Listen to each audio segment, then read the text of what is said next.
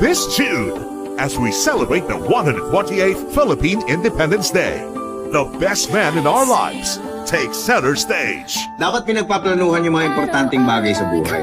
Hindi ka bobo. Huwag na huwag mo sasabihin sa sarili mo yan. Huwag mo sabihin. Ito.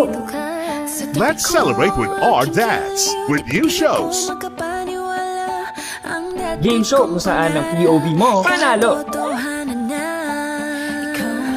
The people have spoken. The star of the new gen, Jillian Ward. Archinico P-Pop Charmer, BGYO JL. Aegis romantic balladeer, Christian Bautista.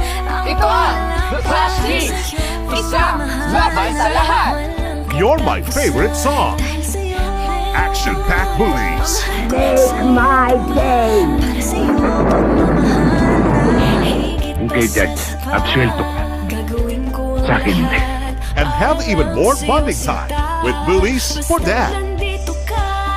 At lahat tayo'y magsasabi ng Amen! Amen! Para sa mga weirdos na may purpose.